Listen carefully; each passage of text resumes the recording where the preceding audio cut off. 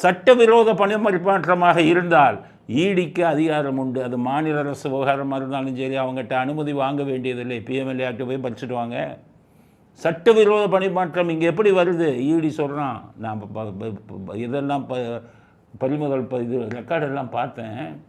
ரெக்கார்டில் ஒரு பாட்டிலுக்கு 10 ரூபா, 20 ரூபா, 30 ரூபா அதிகம் வாங்கியிருக்காங்க.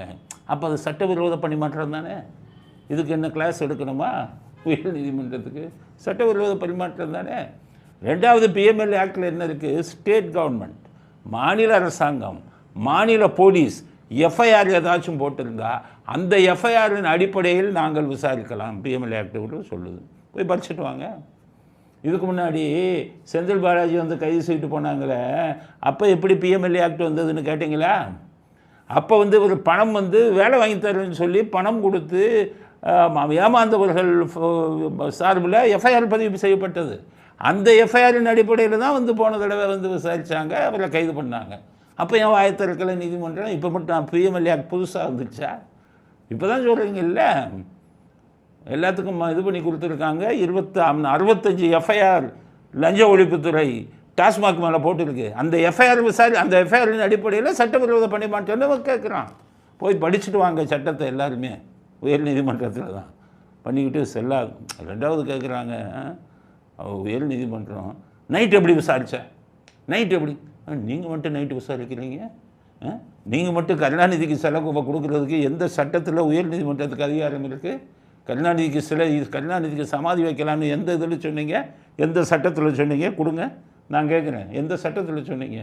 அதே உயர் நீதிமன்றம் இது என்ன சொன்னீங்க? இனிமேல் மெரினா பீச்சு சுடுகாடு ஆக்கக்கூடாது, யாருடைய சமாதியும் வைக்கக்கூடாதுன்னு சொன்னீங்கல்ல. அதே உயர் நீதிமன்றம் என்ன சொன்னீங்க? கருணாநிதிக்கு வந்து சமாதி கொடு. எந்த சட்டத்தில் சொன்னீங்க? உங்களுக்கு யார் மக்கள் மன்றத்தின் சார்பாக கேட்குறேன், உங்களுக்கு யார் இந்த அதிகாரம் கொடுத்தா? சமாதி வைக்கிறது கூட நீங்கள் சொல்லுவீங்களா? அப்புறம் அரசாங்கம்னு ஒன்று தேவையே இல்லையே அப்படி சொன்னீங்க. அப்போ மட்டும் 2 மணிக்கு நீதிமன்றம் வைப்பாங்க இவங்க. ஆனால் பிஎம்எல்ஏ நைட்டில் வந்து விசாரிக்கக்கூடாது. இவங்க விசாரிப்பாங்களாம் 2 மணி வரை. என்ன நீதித்துறை, என்ன நீதிமன்றம்? தட்டி கேட்பது யார்? இவ்வளவு கொள்ளையடித்தவனுக்கு ஆதரவாக எப்படி நைட்டு விசாரிச்சிங்க? எப்படி இது பண்ணீங்கன்னு 25ஆம் தேதி வரை ஸ்டே கொடுக்குறீங்களே. அப்புறம் மக்களுக்கு உங்கள் மேலே இருக்கிற நம்பிக்கை போயிடாதா?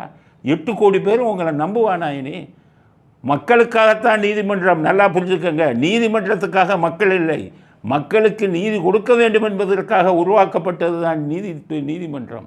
நீங்கள் நீதி தராசு தவறிட்டால் உங்களுக்கான மரியாதை யாரும் மக்கள் கொடுக்க மாட்டாங்க. புரிஞ்சுக்கங்க.